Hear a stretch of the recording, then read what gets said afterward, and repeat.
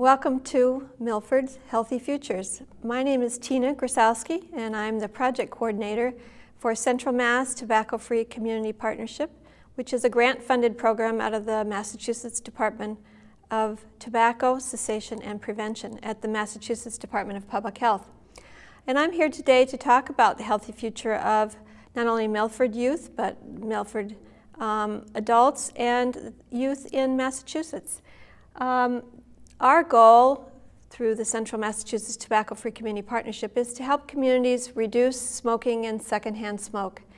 And as part of that, we work with communities to adopt new policies around tobacco, to educate community members about tobacco industry tactics, which I'm going to be talking to you about today, and how the tobacco industry targets youth to start a nicotine addiction, and also providing cessation resources for tobacco treatment.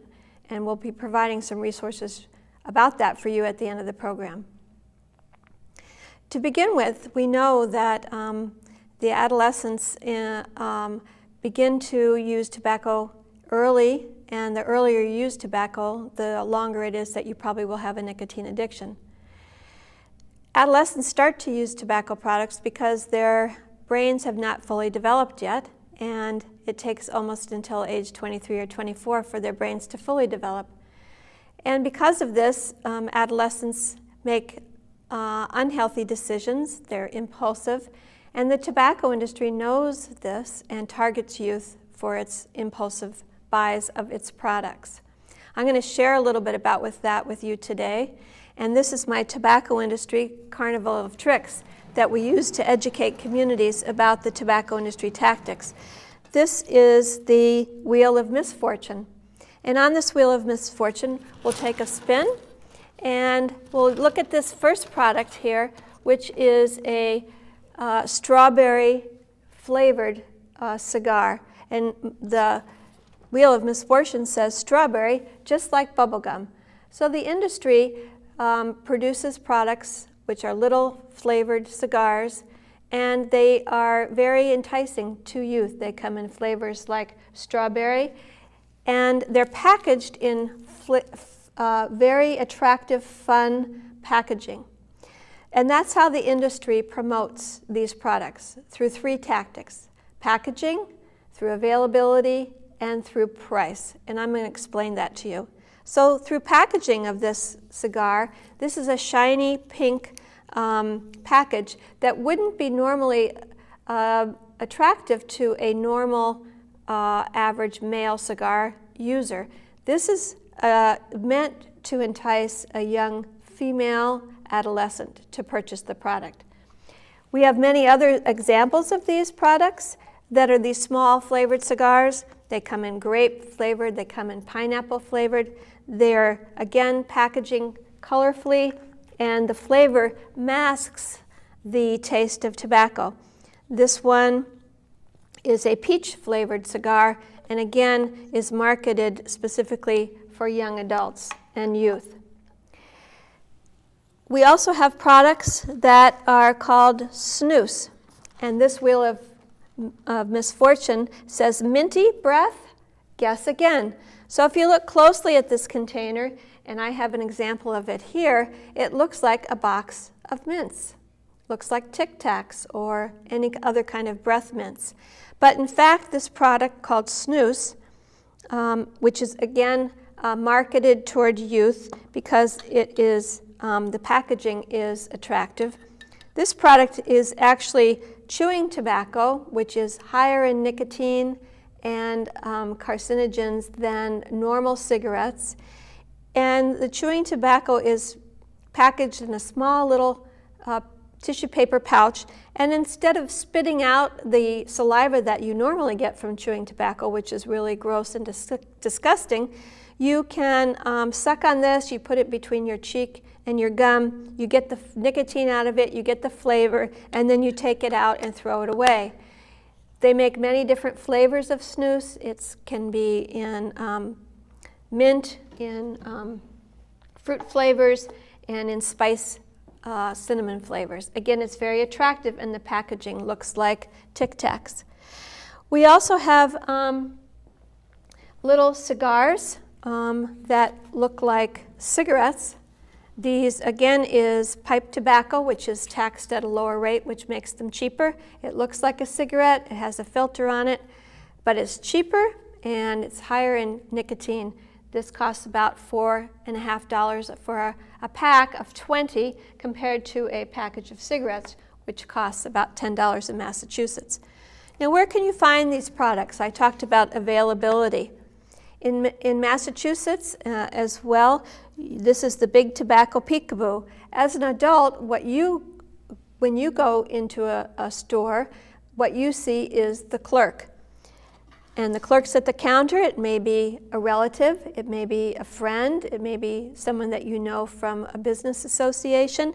But when you're young adolescent, when your student goes into a convenience store, what they see is all the products that are behind the counter. They're placed specifically behind the register, and what they see are all the colors, and what they see are the flavors that I was talking to you about before.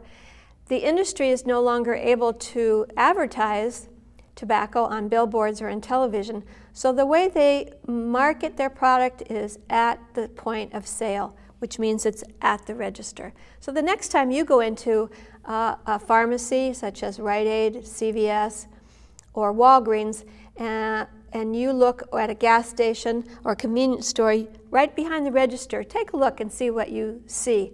Ask the students or the children in your life, the adolescents, what they know about it, and you'll be surprised. The last tactic that I talked to you about was price. Most of these products that I talked to you about are all made out of pipe tobacco. Pipe tobacco is taxed at a lower rate than cigarettes.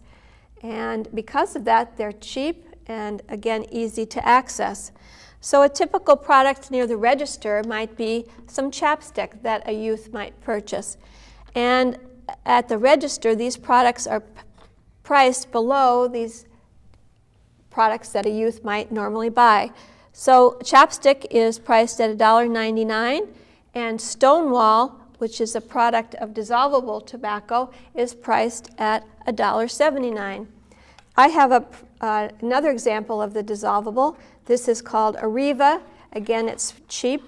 It is actually dissolvable tobacco. So it has high nicotine content. You chew it up and swallow it like candy. And if you notice the packaging reminds you of a box of gum, or again, a box of Tic Tacs. So this is a brand that is cheap, and products are cheap at the register. Again, a flavored cigar. Flavored cigars are very cheap. This one is 69 cents, and a peppermint patty, which is a popular candy for youth, 79 cents. So again, the product is cheaper. The tobacco product is cheaper than the candy that a youth might be attracted to. Here's a snus product. Again, this is priced at about $3.29. Teen magazine, $3.99. So again, it's priced below what a teen would normally use. Another non-FDA approved product I'd like to share with you that youth are using these days is the e-cigarettes, electronic cigarettes. I'm sure you've probably heard of them. The tobacco industry often promotes them as a tobacco treatment device or a smoking cessation device. But in fact, they have higher levels of nicotine than a regular cigarette does. An example is one here that looks like a pen. Another example is this one that actually looks like a cigarette. In the e-cigarette is a cartridge containing water vapor with nicotine in it and a battery. So in fact, there's no tobacco inside an e-cigarette. You turn on the battery, which heats up the water vapor with the nicotine. You inhale the water vapor, you exhale it so it looks like smoke, and you're getting the amount of nicotine that you need to maintain a nicotine addiction. They're sold in many places that are convenient, just like the other products, and they're cheap. The e-cigarettes usually cost about $7. This is a small one that I found recently that looks like a cigarette lighter, and you open it up and there's a little e-cigarette inside. A new product that they're just coming out with is the e-cigar. So again, it's cheaper than a normal cigar, and it contains a battery and the nicotine cartridge inside. Many youth use these products to use for other smoking devices, and they can take out the cartridge and put other drugs inside. So that's a concern as well. Here in Massachusetts, we give a survey to youth called the Youth Risk Behavior Survey every 2 years. And the most recent data from 2011 tells us that the tobacco use among Massachusetts high school students has gone down, which is really a wonderful thing. So from the higher rates that it used to be at, cigarette smoking among youth is dropped down to about 14%. So on the Youth Risk Behavior Survey, they also tell us that they're not using chewing tobacco anymore because they know about the negative health effects of it. But what is going up is these other tobacco products at almost 17%. So adolescents in Massachusetts are telling us about their risky behavior, and tobacco is one of them, and using these other tobacco products is a serious health risk for them. What can we do about this in our communities in Massachusetts? I'm sure you're thinking that now as well. The Central Mass Tobacco-Free Community Partnerships and the other tobacco-free community partnerships around the state works with communities to change local tobacco policies to include regulations that limit the access to these products for youth. There is an organization called the 84 Movement, which is a youth-led anti-tobacco organization. They have chapters in many high schools in Massachusetts, and they work to educate other adults and their peers about these products. You can go and look on the website 84.org to find out about the 84 movement. And finally, you can get involved in your own community. Here in Milford, you can go on the Milford website to the Department of Public Health on the town website to find out about your local tobacco regulations and see if some of those regulations need to be updated. Many communities have put into place a regulation called a pharmacy tobacco ban. Some of the larger cities in Massachusetts, including Worcester and Springfield, Boston, and many other communities, up to about 57 now, have instituted a ban on the sale of any tobacco product in a pharmacy. We also have a regulation called a cigar minimum pricing regulation. So instead of purchasing these small individual cigars, you can only purchase them in packages of at least 4 or 5, and they have to be priced at $2.50.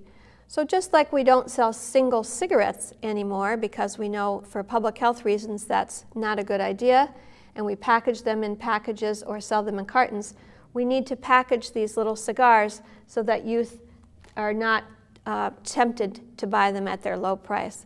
Those are some of the local initiatives that you can get involved with here in Milford to make sure that the youth in Milford have a healthy future. Thank you.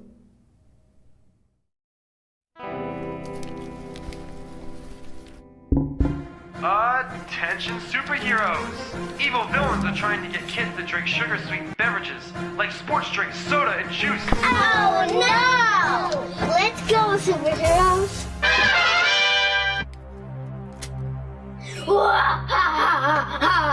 Soon, I have every kid in America full of sugar! Drink, drink, drink!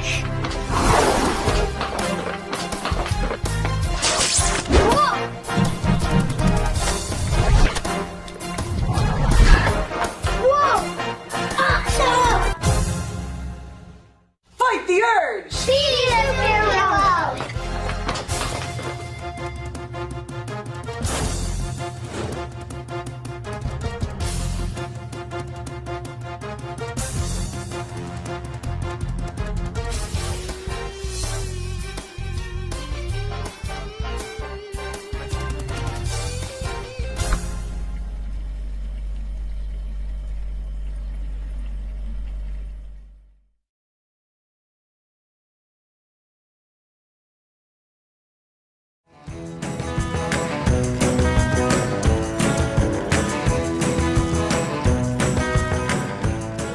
About why vegetables are important, why I should be getting 5 a day?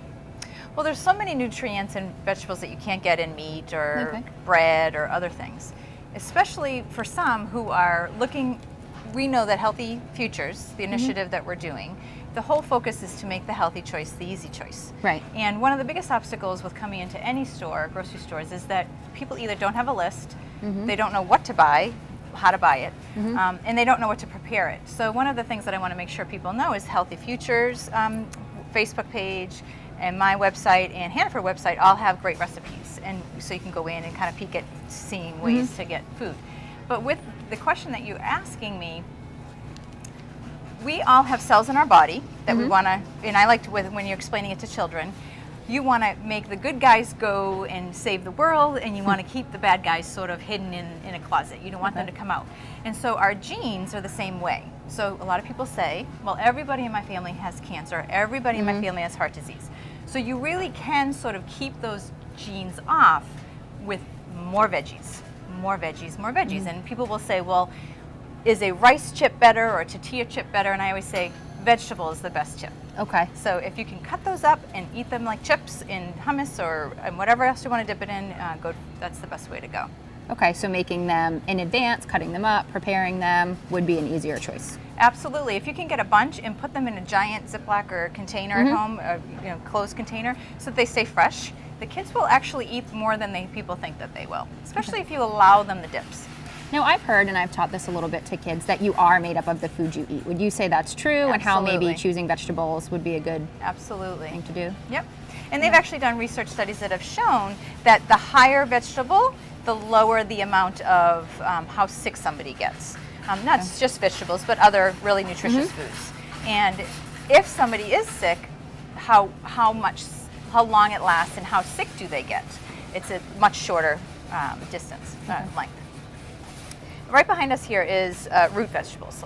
And this is sort of one of those things where people pick these up for a lot of decoration in the fall, but many times don't cook them.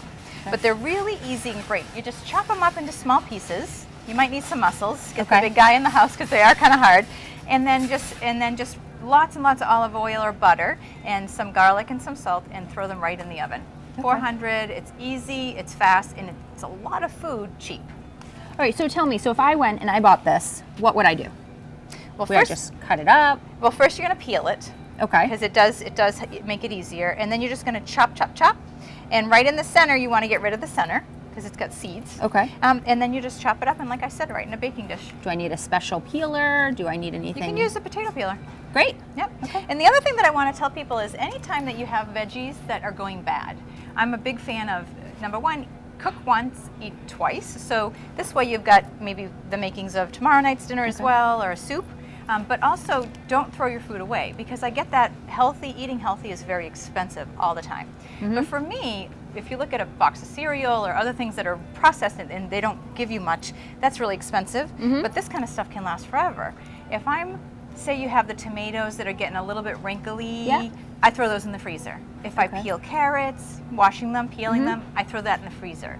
If the lettuce or kale starts to get a little bit kind of looking like it's not going to be happy tomorrow, I throw that in the freezer. And I throw those kind of things in the smoothies that you talked about earlier. Great. Okay, so how long can I keep them in the freezer for? Can I throw anything in there? A couple months, yeah. Great. And so once a month I might take out everything that I've collected, whether it be leftover, like a little bit of leftover chicken or some leftover black beans, take them all out of the freezer, throw them in a big pot. And I always buy the broth that's in the box, so that if I don't use it all, I put that in the freezer. Take that out, and then I've not thrown away food. That's a great tip. Easy and cheap.